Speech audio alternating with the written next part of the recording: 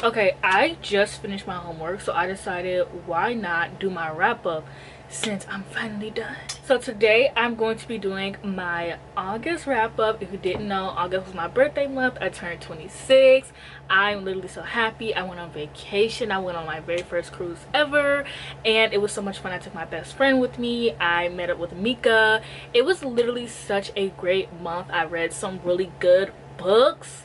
Okay, so I'm just gonna get into it. So I read 14 physical books, read 10 mangas, but of those mangas I ended up reading like 43 volumes, which I don't even remember. That feels like a lifetime ago. But let's just get into it because my camera is gonna die soon. So this was the first book I read. If you didn't know, I am absolutely a Gravity Falls girl. If you go on my Bookstagram, I think you'll see that I post like pictures of Gravity Falls like very often. I love that show. I was in high school when the show came out, but I'm obsessed, and we just got a new book in 2024, so I gave it 5 stars simply because I love this world. I love these characters. I love the mystery of it all. Reading this just, it was amazing, so I give it 5 out of 5 stars. Next, I read Reckless, which I have a rant review of it. This is the second book in, I don't know what the trilogy is called, but the first book was Powerless, which I also have a rant review on, and I'll probably be reading the third one to do a rant review of that one as well, because I love doing rant reviews and I think they're fun, and I like to criticize things because I'm a critical reader, and I think it's fun because I'm a Virgo and I like to judge people and things. I read Midnight Ruin, which this is a part, I don't know what this is, this is part of the Dark Olympus series. Now, okay, I have a love-hate relationship with this series, okay? So basically every other book is like a 5-star to me, except the first 2, okay? So the first 2 are fine. Every book that has a poly relationship, every book that has 3 or more people in love, I give it 5. I give it a good rating, I'm not gonna lie. Yeah, so I gave it 4 to 5 stars. I thought it was very fun. This was about, damn, who did this follow? Eurydice and Orpheus and somebody else, I forgot. I love that story. I listen to Hades Town soundtrack a lot, and I listen to the song Wait For Me, and it's just so, I love it. Anyways, I love that like Greek mythology lore. But yeah, this series is very confusing. I don't know how the lore works. I really just read it for the smut, which is why like I'm not really a heavy smut reader. Like I read smut like when I feel like it, okay, when I need to. So I kind of, that's why I didn't read the other books, because I was like, okay, I got what I needed from this book. Also, but the book in general, like there was plot, it was really good. It was about Eurydice, who had just broken up with her ex-boyfriend, who I don't remember. I think it was, or I don't remember, okay?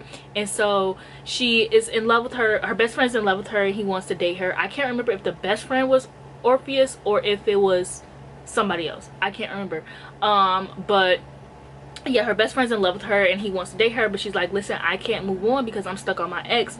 So Orpheus, or whoever it was, the best friend goes to the ex and they're like, hey man, you need to come talk to her, like she needs to get over you. And the ex isn't like a bad, like it wasn't really bad, they just broke up. He was like, you know what, you're right. He goes to apologize to them. They getting freaky in the car. Then I forget what happens, but some gang stuff probably.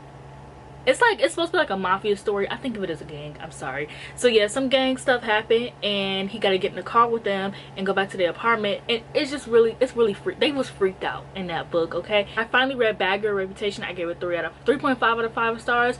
I personally really love Good Girl Complex. It reminded me of like a terrible Wattpad story, and like sometimes I just want to read that. Like sometimes I just want to read something that reminds me of when I was 12 in my room at 6 a.m. up reading the dumbest shit on Wattpad when I should have been in bed during summer. And Good Girl Complex delivered that. I expected that from Bad Girl Reputation, but I didn't get that. I really didn't feel the chemistry between the 2 characters, I'm not gonna lie. Like maybe it was just me. I also just didn't think it was as fun as the first one. Like I thought the first one was fun because it was problematic, I'm gonna be real, and this one just was like your regular everyday run-of-the-mill story, and it was fine. Also probably just wasn't in the mood for it. I've been trying to lay off romances. So, and then I read Truly Madly Deeply. I gave this 4 out of 5 stars. I definitely read this one because I thought that, well, I don't, first of all, the in the book cover the guy looks like Steve Harrington, so of course I read it. Like we all know I love him. Secondly, I definitely thought this book took place in school, So like I had been avoiding it for a long time because I just didn't really, you know, I am in certain, when I want to read a high school romance, I have to be in a mood for it, even though I do love that genre. But I wasn't in a mood for it, so I was like, oh, I'm avoiding it. I pick up the book, they adults. They're grown adults. I was like, what? So it's about the main character who was dating this like singer or whatever who was on tour, and she found out that he was cheating on her. So after that, she ends up going on this podcast by her friend, and it's her friend and her friend's brother and then her.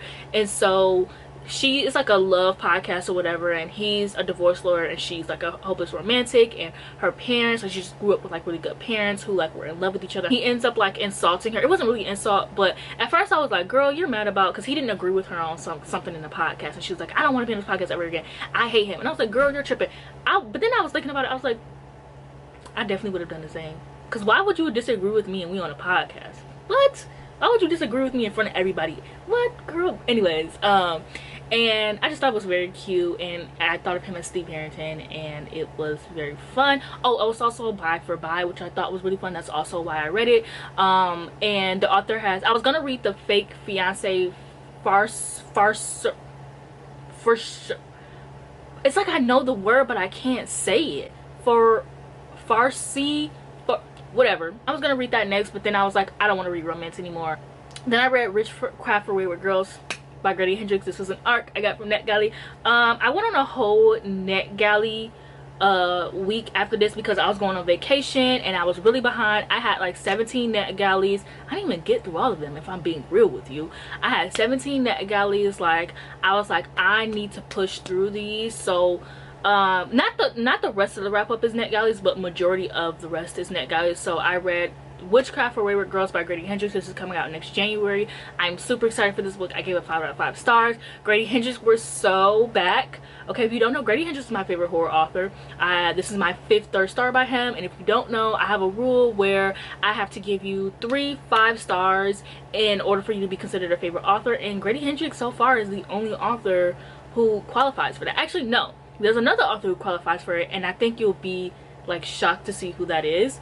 But yeah, so I love him. This was about this girl who gets pregnant at a young age. She is a teen mom, and she is sent to this school called the School for Wayward Girls, or she's sent to a home, which is a home for wayward girls, where they send girls. This took place in like the late 70s, 60s, whenever Nixon was a president, because they mentioned him a lot. And I was just like, oh, this author must just be obsessed with Nixon, like, oh, okay, white author, whatever. Then I realized the era that it took place in. But yeah, so it takes place in like this, whenever Nixon was president, I don't know. And it's about these girls who are sent to this home when they're pregnant, and they basically just don't want, there's just people they don't want these people to know these girls were pregnant, so they send them to this house, and then at this house they are just pregnant, and they do work around the house until you can't anymore. And then once you have the baby is sent for adoption, and you go back to your normal life. So she's sent to this house, and she ends up getting this book that is for witchcraft, because what they're doing to these girls aren't right. And so she ends up like doing magic, and then she immediately like with these girls, and she immediately regrets it. This book is very slow, to be honest. I don't think it's going to be for everyone. I personally really connected to the story because it was really, I don't know, I thought it was written very well. I don't find an issue with the way that Grady Hendrix writes women, which is why I love him. I know some people do, but personally for me, I don't. And I was a product of teen pregnancy, and my mom talks about it all the time. She's very open about it. I was also planned, so I wasn't a mistake. So she's very, very open about what it was like being pregnant with me at a young age, and like the stares she would get, and how like, also I was born in the 90s, so at that time a lot of other women were teen moms too. So like, she went to a school where a bunch of people were teen moms, and so she would talk about what that would be like, and like how she connected to other people. Like my godmom is my godmom because she was also pregnant at the same time as my mom, and they connected through that. And so this story just really, I don't know, I really connected with the story as a child of teen pregnancy. And I thought it was really, I connected to these characters a lot. This book was almost 500 pages, you guys. I didn't want it to end. I never ever say that. I literally, like, when it ended, I was like, oh. And it wasn't in the sense of like, it felt like there needed to be more, like the story wrapped up very well. I was just so deeply connected to these girls. Like, I felt like they were real. Like, it was so good. I didn't like How to Sell a Haunted House, because I'm not really like a ghost girly. Like, I'll do paranormal, you know, I love vampires, you know, I love witches, blah, blah. And I didn't really like How to Sell a Haunted House because I don't really do ghosts, I don't really do spooky little puppets. And so I was like, damn, what if I don't, I was really worried. I was like, what if I don't like this one because I didn't like the last one? Nope, I loved it. I had a great time. I think that Grady Hendrix should write a werewolf story next, and I think that he should do zombies. Like, I think he should do a zombie apocalypse next. Those are like the 2 books. I will hope he would do werewolf next and then the zombie apocalypse. And also, I would be very interested for him to do werewolves if he did like the main character as a guy. I would be very interested to see like what it would be like. But I don't know, because Riley Sager just wrote a book about like men, and you know, Riley Sager and Grady Hendrix kind of got a little bit of beef ever since. You know, I don't know if you know about that author drama that happened a few years ago when Grady Hendrix released what is it, the Final Girl Support Group, and like Riley Sager tried to shade him on Twitter, trying to say that like the titles were copied or whatever. So I don't know, he might not, but I think it would be fun. And then I read The Vampire Plus One, which I gave 3 out of 5 stars. I love my roommate is a vampire. I gave that 5 out of 5 stars. I thought it was so funny, I thought it was so good, and I just really enjoyed it. My Vampire Plus One, on the other hand, it's just a fake dating story. Like, it's just a simple fake dating vampire story, and I just didn't fuck with it. I'm tired of fake dating. I didn't know it was fake dating, or I wouldn't have got the arc. If I knew it was fake dating, I wouldn't. And like, Mayana, it was called My Vampire Plus One. You would think, this is probably about dating. I'm an idiot. Okay, so I didn't think about that, so it was just fine. I read I Am Not Jessica Chen, and I gave this 5 out of 5 stars. I have given 3 Anne Liang books 5 out of 5 stars. All of her books are so good. I love her romances. She writes really good academic rivals to lovers. Like, she's just really good. Camera overheated, so I forgot what I was saying, but basically this is my 3rd book by Anne Liang. I loved it. I gave it 5 out of 5 stars. This is about this girl named, it's a J name, Jenna. It's about a girl named Jenna Chen, and she didn't get accepted to her dream college, which was like a Ivy League, something like Harvard or something like that. And she goes to dinner one day, a big family dinner that she has with her mom, her parents, and then her cousin, her parents, and then her aunt, her uncle, her cousin. And she ends up finding out that her cousin Jessica Chen did get into Harvard, and she just really feels like lost in life. Like, she just doesn't feel like she does enough, she doesn't feel like she's smart enough, she just doesn't feel like she's enough. And so she sees her cousin Jessica, who has this beautiful life, who is getting into this Ivy League that she wanted to get into, she thinks has more than everything, and she makes a wish, and she's like, I wish I was Jessica Chen. And the next morning she wakes up in Jessica Chen's body, and so now she has to decide whether she wants to be Jessica Chen or if she wants to be herself. But if she picks Jessica, then she loses herself. Like, literally herself is like slowly disappearing. Such an amazing book. Like, it was so amazing. Like, the way that this author writes magical realism is so good, and her ideas are so great. I'm so happy that she just full on is writing a fantasy book, and that'll be out in October. And trust and believe I will be reading it immediately, because I have read 3 books by her. This is my 3rd book, so I've read I Am Not Jessica Chen, If You Could See the Sun, and I hope this doesn't find you. Every single one of those were 5 stars. I would read This Time Is a Real, or whatever it's called, but it's about like a celebrity, and I'm not really into celebrity stories. The romance in this book and it was so good, because it was like, I didn't think it was gonna be a romance, but I didn't even care. I was like, I don't give a fuck if this doesn't have a romance. This book, like, this author just eats. But the romance was so good. It was exactly what I wanted. Like, I remember reading the book and thinking like, oh, like, I hope the author does this and this. And she did, and plus more. And her romances, oh my god, I think romance authors need to read this author, because the romances eat every fucking time. Like, amazing. So then I read So Thirsty, and I gave this 3 out of 5 stars. This is the 2nd book that I read by this author, and it kind of just feels like, the first book I read was Cackle, and it kind of just feels like, oh, what if I wrote the same thing over again, but just with a different paranormal thing. Like, it's about this girl who is on vacation with her best friend, and they both end up getting turned into vampires, and so now they have to navigate like being vampires or whatever while on this vacation. And she writes a lot about like these really intense like female friendships, and it's like, okay, at a certain point it's like, just start writing female relationships. Like, why do you keep making these like really intense friendships? This is your, like, I think another one of her books was also about female friends. It's like, girl, how many times you gonna keep writing about the same damn thing but different paranormal like shit. Like, just write a sapphic story, like, please. So it was fine. I just don't think this author's for me. I just feel like it was very like boring. Like, it was really interesting in the beginning, like them going to like this on vacation and going to like this bar and like getting turned into vampires. But once they got turned into vampires, I was kind of just like, all right, well, so what now, you know? So then I read this Rous Fate, and I was really excited for this because one of my friends, Haley, wrote this book, and I'm very proud of her. Like, I've never been able to say that someone that I know like wrote a book, and I always said that if one of like my friends on BookTube were to ever write a book that I was interested in reading, that I would be super honest about my review.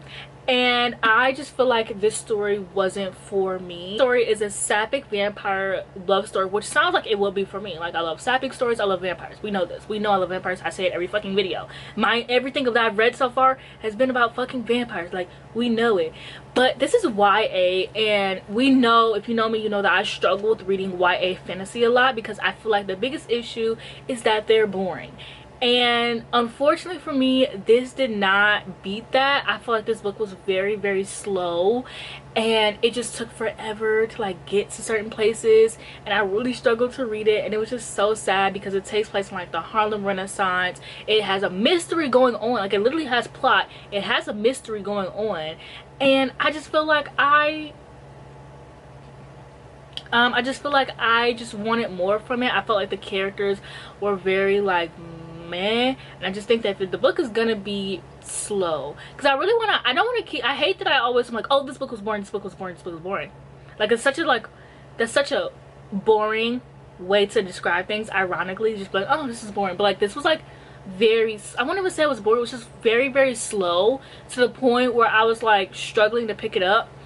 And I had other things I was reading because I was going on vacation, and I wanted to read a bunch of arcs before I went on vacation, and at this point I had only read like 3 other books, and so I was just really like struggling, and the book being slow just didn't help, and I feel really bad. I wanted to love this. I just also think that like I just wasn't the audience. Like, I think if maybe you're a teen, like, this book would definitely be for you. But obviously I'm gonna keep reading her books because she has so many great ideas. Like, if you look at her tweets, she has so many good ideas and so many things that I think that I would come to love. And I also don't think it was, actually, I don't necessarily think it was her fault. I think that if the editor had just edited this a little bit more, it wouldn't have been like, it wouldn't have felt as slow as it did. But other than that, I thought the book was fine. Okay, and so then I went on vacation, and I read two books on vacation and then 1 book on the plane. So I read Raiders of the Lost Heart, and I gave it 3 out of 5 stars. This is about this girl who is an archaeologist, and she's like one of the greatest archaeologists ever. And so this guy who's kind of like her rival invites her to talk about to go on like this project to look for something. And so they end up like, they're rivals, blah blah, they end up falling in love, blah, blah, blah. I went on a cruise. If anybody's wondering what vacation I did, I went on a cruise, and it was a 4-day cruise, and so we had 2 island days and 1 at sea day. So I read this book, and I was like, I was reading everywhere. Okay, I was reading over here, over there, under there, through there. I was reading wherever I could on this damn boat because I needed the vibes. So we had a balcony on our cruise, which I'm very grateful for. And my mom goes on a cruise every year. So if I were to ever join her, which I am going to join her again because I absolutely loved being on a cruise. When I join her again, I need to step my money up, not my funny up, because I need a balcony every single time. Like, it was just so lovely because I would like sit on the balcony and I would read, and then Jake would read, and my sister was also reading, so we were just all like reading together. And then I would go like to the top deck and I would read, and I would take my Kindle everywhere, and I would do my daily puzzles in the morning. I would literally wake up every morning, do my daily puzzle, then I would go back, do my makeup. I would and then trivia started around 10, so there was random trivia that I would do, so I would do trivia at 10. And so basically from like 11 to whatever, I would have just a bunch of free time.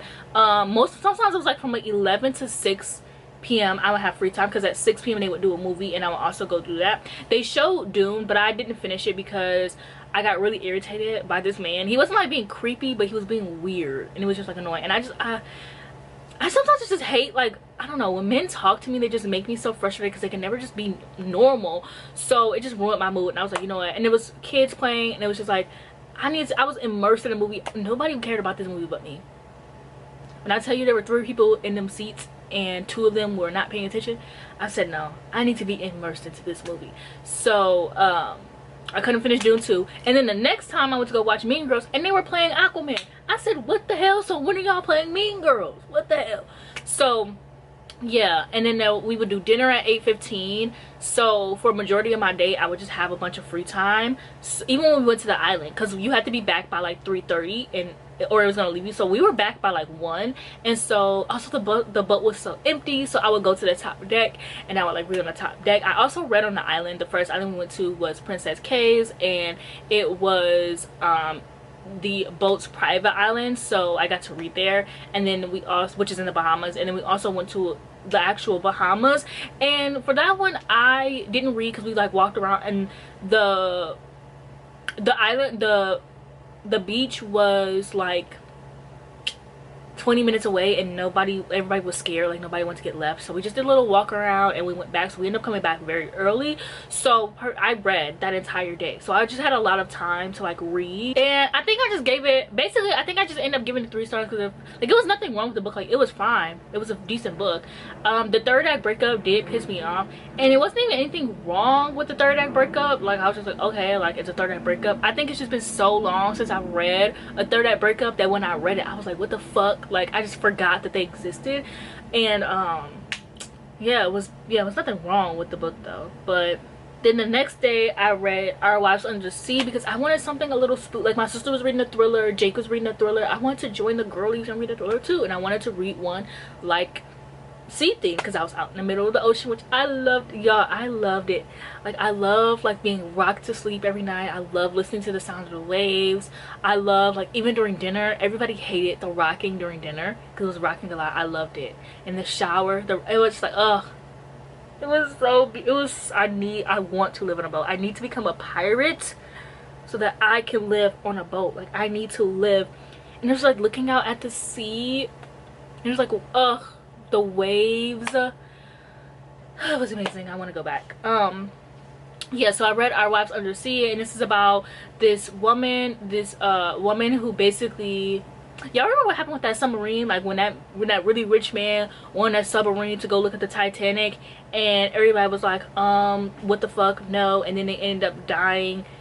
Yeah, basically that's what happened. Like, but it was like for a research trip. Like the woman, she actually went on this like submarine like really far into the water on a research trip, and basically she ends up coming back, and it's a mystery because her wife is like, you're my wife, but it's feeling a little bit off. And it just, yeah, so I thought the book was okay. Like I just felt like it was fine. And 2 characters, Leah was the one who was in the submarine, and Mary was the one who wasn't the wife. She was the wife. And literally all of Mary's chapters were, yeah, Leah's in the water. She's in the water 70% of the day. Like she had me make salt water for her. She don't eat any food, but I made her water with a little bit of salt in it, and she keeps asking more for that, but I don't know, it's weird. And then Leah's chapters were like, we were deep in the sea and I saw a shadow, and it was just like, the second half was definitely better like once you got into the story. But I did get spooked a little bit because I was reading like a chapter where they, like literally somebody had saw something, and I was like reading that part, and I was like in the middle of the night, it was dark, we had the door open, we had the balcony door open so we could hear the waves, because we would do that a lot. Like, we would sit in the room and read, and we would have the balcony, and everybody read before bed. I just loved it. And so we would have the balcony door open, so I was like listening to the waves while also reading this book about her being deep in the water, and that did spook me a little bit. But all in all, I gave the book 3 stars. It was fine. Okay, I feel like I just have so many stories to tell.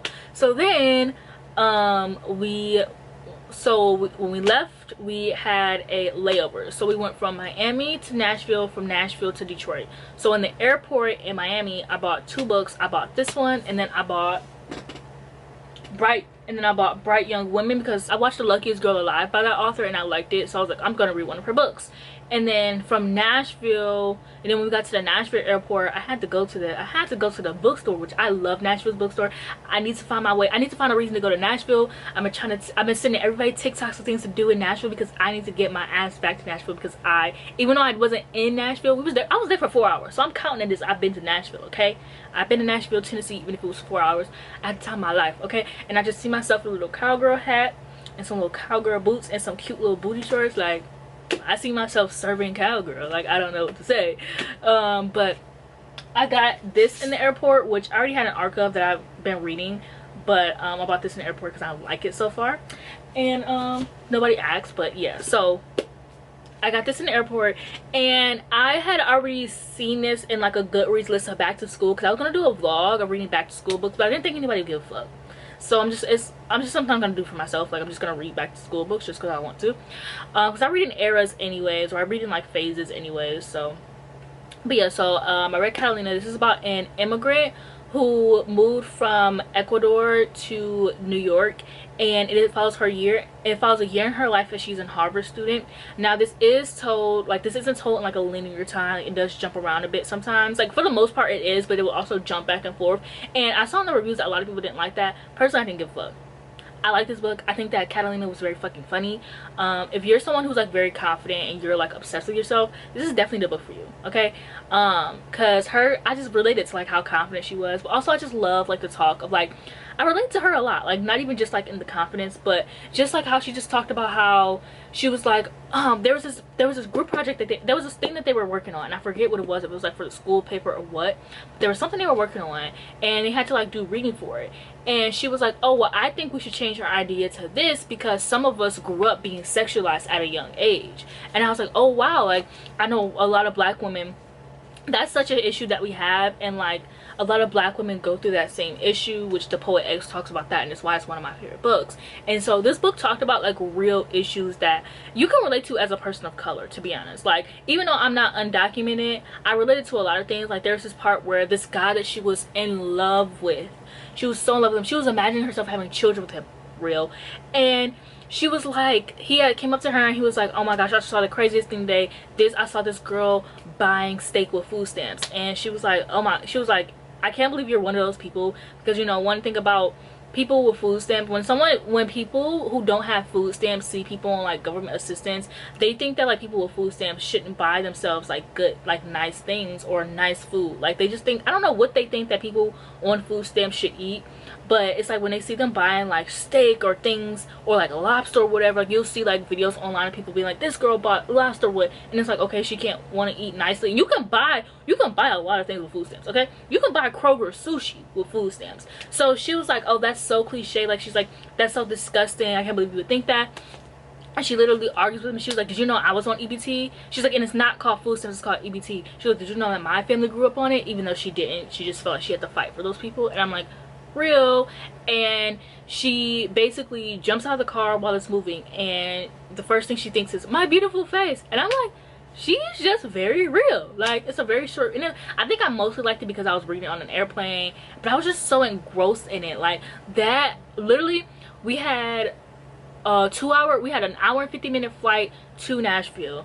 I read like 100 pages, and then we were in the airport for like almost 4 hours. I only read 50 pages because we were like walking around a lot, and then on the airplane we had like 3-hour ride back. I completed this book by then and started my other book. Like, I hadn't been engrossed in a physical book in so long. Like, this book saved me. Like, it saved me out of like my physical book slump. Like, now I just need to be like that engrossed and like looking and reading.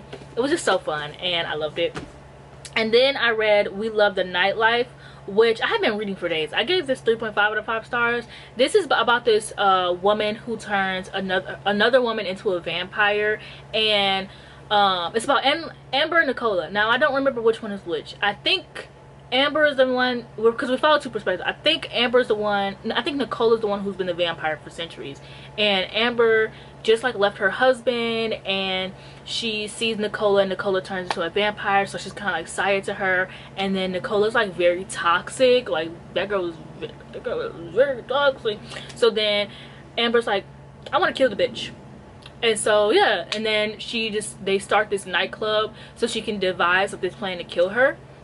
And it was fine. Like, I thought it was good. I didn't like love it, I wasn't like obsessed with it, but it was good. I think I'm just tired of reading about toxic female friendships. Like, just make them kiss, you guys. Like, we don't have to keep doing this like toxic female friendships thing. Just kiss. Just make them girlfriends. Make them toxic girl. You can make toxic girlfriends, that's totally fine by me, but we don't gotta keep doing this toxic friend stuff, okay? And then I read some manga. So I read Fire Force Volume 1. The fan service was crazy. And it was it got me too, because I'm watching it and I just can't do fan service. Like, up until now I have watched so many animes and read so many mangas, and up until Fire Force I read 70 mangas last month, and up until Fire Force I had not read anything with fan service. So I knew what fan service was, but I hadn't experienced it for myself. Like, so I didn't realize like how crazy it was. And I'm sorry, but if I've gone so long without watching fan service, why the fuck would I want to watch it now? Like, if I think it's really fucking weird, and I don't want anything to do with it. So I was like, So I watched Fire Force, and it was fine. It was so crazy because it was so good too. And then the fan service, the fan service kind of, it jumps at you like the first second, and you're just like, okay, that was weird, but whatever.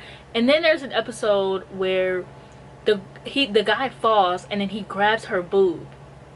How does that happen? And then he falls again and grabs her ass. How does that happen? How does that happen? So I was like, oh fuck no. So I'll either watch the show or read the manga. I'm not doing both. Then I read Wotakoi, Love is Hard for an Otaku. And last month, if you remember, I was like, oh, I started, but it was kind of boring. The issue was I watched the anime first. I loved it. I'm obsessed with it. Okay, I don't hate romance anime. I discovered this month. When you watch, I realized that Josie mangas are told out of order. And so it was good that I watched the anime first, because I got an idea of the story and like the order, a better order that worked for me. So even when I read it out of order, I still kind of thought of it in context of the show. And yeah, I loved it. I give it 5 out of 5. Absolutely obsessed. Love these characters. Love the relationship. The romance was good. I'm just glad I decided to like watch the anime so I can go back and get a better idea of the story. So then after that, I watched My Love Story with Yamada, Volume 1, and this is about, damn, I wasn't saying what the other two was about, but I mean, they're popular, so I mean, if you watch anime, then you know. But My Love Story with Yamada, I watched the anime first, and I loved it. It's about this girl who, her boyfriend cheated on her and then broke up with her, and so she is trying to like win him back, and he's a gamer. She's trying to like win him back, and so she knows he's at this gamer convention, so he ends up going there, and she ends up like meeting this guy who's like a really popular gamer, and she ends up telling her ex-boyfriend that that's her new boyfriend, so they faked it a little bit, and then they go out to have drinks because she's super sad, and then she wakes up in his apartment. So yeah, this one, now this is an age gap because he is in high school, but he's like a high school senior, and this is her first year of college. So I know a lot of people are like, oh, he's in high school and she's in college, like there's an age gap. They're like 1 year apart. But yeah, it was really good. And then I read the mangas while I'm fucking talking about it. But yeah, then I read the manga, and I read 1 through 9, which low-key, reading manga sometimes it feels like you've read 79 volumes and then you look back and it's been 4. Okay, and then I read Kurosaki Wants Me All to Himself. You know what, I can't remember which one it was, but if I'm correct, this one is about this girl who is in the class. She's like a quiet, reserved girl, and she sits in front of like this really popular guy, and then they end up, I forget how, but they end up sparking a romance like very randomly. And I only read 1 volume because it got weird very fast. And like, no, it just got like, he got like really possessive. Like, it was so crazy because it was really cute at first, and because like they would like go to the, I was like really loving it. It was so sad. I really loved it because they would like go to the library and they would like study because she wasn't doing well in her class, and he would like help her, and like he like came over to her house. And so one day they're about to do something, like they're about to go somewhere or something like that, and he's like, you need to change, your dress is too small. And she's like, what? But it's like, and it wasn't even that bad. And I was like, this shit is getting weird. I was like, deuces, and I left because no, I'm not about to put up with that. Kaiju number 8, volumes 1 through 7. And I also watched the anime to this, and it was fine. It was really good. I really enjoyed it, but it's like the more I read, the more I enjoyed it. And then my husband was introduced in volume 6, and I'm really upset because in the show, like, his art was not taking it, but like in the manga, he's definitely, oh, I love him so much. That's what I mean. So yeah, it's chill. It's not like I'm obsessed with it like JJK, but like I would read more. I just needed a break. And then I read Love That's an Understatement, And this one was about this girl who she sees this guy is like getting jumped, and so she goes to help him, and he's like, okay, since you helped me, I'm gonna help you and I'm gonna repay you. And I forget how he repays her, or yeah, I forget how he repays her, but she's up getting involved with him and his friend group, and there's like this rival gang that's like wants to hurt him, and so they always have to hang out because they think that she's his girlfriend, and they end up sparking his romance. So I read volumes 1 through 4 with that. It was fun. I really liked it. It's very cute. The thing is that these go on for so long, and there's no plot in like the romance enemies, so then it's like they're just doing random shit for so long. So after a while, I genuinely get bored. Like there'll be stories that like I'm literally loving, but then after a while I'm like, I don't give a fuck, and then it will go on for like 12 volumes. It does not need to be that, and they don't have any plot. They're not doing anything. It's like a Wattpad story back in 2012 where they would just be doing random shit for like 50 parts, and then you're just sitting here, and I don't care. I stopped caring very soon. So then I read Sweat and Soap volume 4, and it literally, I was like, I'm gonna finish this because I really like it. I read volume 4, I was like, I don't care to finish this. They're just doing random shit. Like they're just doing random shit. I don't know what to say.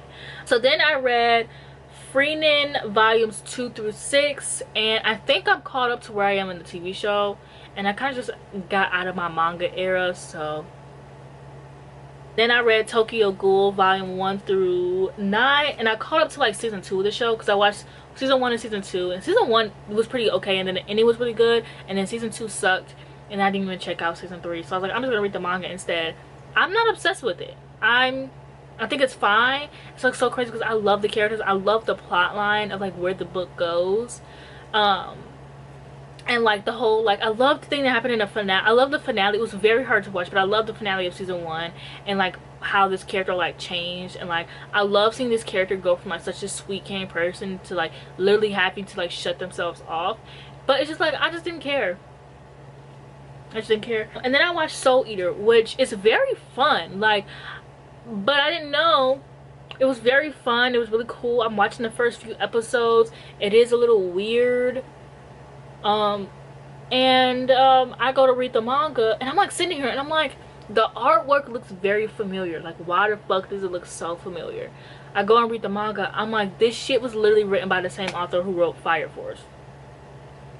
So yeah, there was some weird fan service in this show, and this was even worse because these are children. Because I'm thinking they had to be like college, because it looks like they're in college in these episodes, which I love it. Like, it literally gives like magical school. I love anything that has like a school setting, and like they're literally I mean, I feel like I don't have to explain what Soul Eater is, but they're literally kids who are trained to like kill these demons. And so one person is like the Soul Eater, so one person's weapon, and then one person, and then they also eat the souls, and the other person is the weapon master. And so everyone has a partner, and it's just so good. Oh my gosh, Death the Kid, I love these characters. I love, like, it's very slow, but I love it. But the fan service was really weird because these are children. They're 11, okay? They're 11. And so in Fire Force, I'm like, okay, these are, no, they also were kids in Fire Force. They were like 17, 18, but they weren't, you know, I was like, okay, fine. They're like almost adults, whatever. But in this one, they're literally children, and you're doing fan service. I think that's weird as fuck. Like, I think it's weird as fuck. So much like Fire Force, I'm either gonna read the manga or watch the TV show. Call me sensitive, call me whatever you want, but I like to curate my space. So if something's making me uncomfortable, I'm out of that bitch. I don't give a fuck. I'm not about to sit here and be uncomfortable, call me sensitive. If I gotta be sensitive, then I guess I'm sensitive. What are you gonna do about it? Oh my gosh, I'm sensitive, now what? So I don't wanna do fan service, and I know a lot of people like get upset when like you're like, oh, fan service isn't for me. But if I read 70 volumes and I watched 20 animes within 2 months and I hadn't had any fan service up until now, I'm sure I can find other stuff to watch and entertain myself that doesn't have fan service. But other than that, like, I had a really good reading month. I wanted to be a little bit better, but I just got in my anime era. Now it's fall. Now I'm prepared. I'm about to read my fall books. I have my fall TBR lined up. I have all of my like stuff I want to read for like the entirety of fall. In August, I'm gonna do themes of reading back to school books and then trying to get back into fantasy. And when I say back to school, I mean books with school themes. So like Catalina was like a back to school type of book because it was about her being in college. And so, and also with me going to college now, I just wanna romanticize it and read books about people in college. And yeah, so So yeah, so thank you for watching this video. I'm about to go make a pumpkin pie. Okay, so if you see one on my Instagram story, then you know that it came out good. But if it didn't see one, then it didn't come out good, and we can pretend like this never happened. Let's get the fall vibes going. I don't care if it isn't fall yet officially. It's December 1st, and that's fall in my mind, just like everybody else's. Let me know what was your best book that you read this month. Any books that you want to recommend that you think that I would like, but don't send me any books that you wrote yourself, because I don't want to read those. Okay, don't forget to like, comment, and subscribe, and I'll see you guys in the next one.